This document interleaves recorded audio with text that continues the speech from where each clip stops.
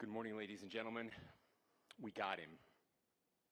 On the evening of September 11th, a family member of Tyler Robinson reached out to a family friend who contacted the Washington County Sheriff's Office with information that Robinson had confessed to them or implied that he had committed the incident.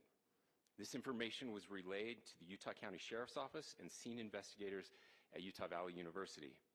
This information was also conveyed to the FBI. Investigators reviewed additional video footage from UVU surveillance and identified Robinson arriving on UVU campus in a gray Dodge Challenger at approximately 8:29 a.m. on September 10th, in which he is observed on video in a plain maroon t-shirt, light-colored shorts, a black hat with a white logo, and light-colored shoes. When encountered in person by investigators in Washington County on September 12th, in the early morning hours, Robinson was observed in consistent clothing with those surveillance images. Investigators interviewed a family member of Robinson who stated that Robinson had become more political in recent years. The family member referenced a recent incident in which Robinson came to dinner prior to September 10th, and in the conversation with another family member, Robinson mentioned Charlie Kirk was coming to UVU. They talked about why they didn't like him and the viewpoints that he had.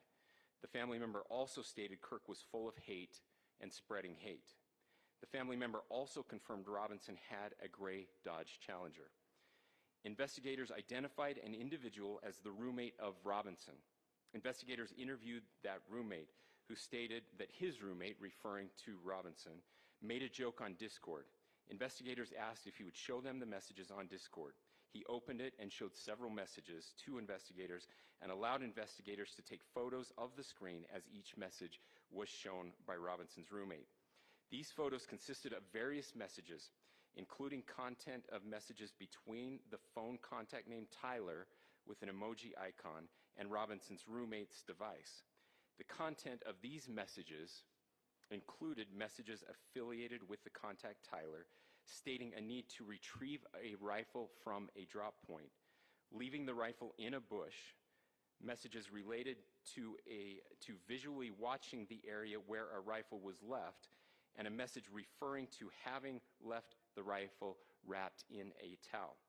The messages also refer to engraving bullets and a mention of a scope and the rifle being unique. Messages from the contact Tyler also mentioned that he had changed outfits.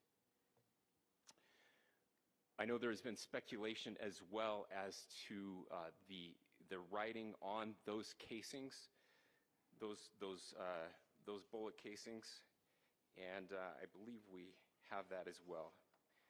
And I will share that with you now.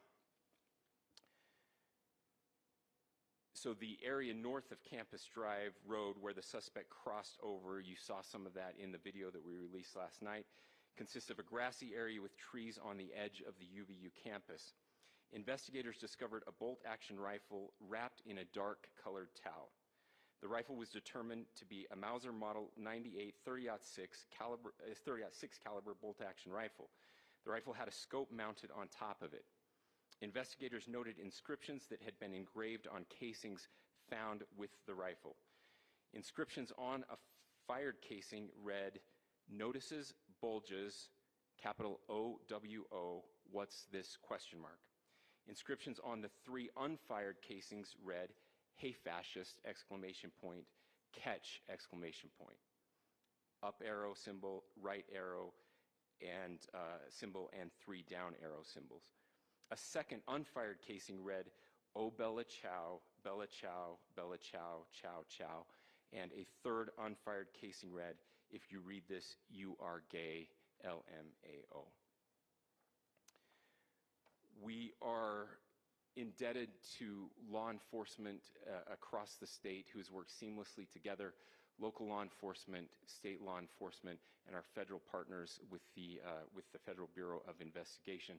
We're grateful for everyone who worked together in such a short amount of time.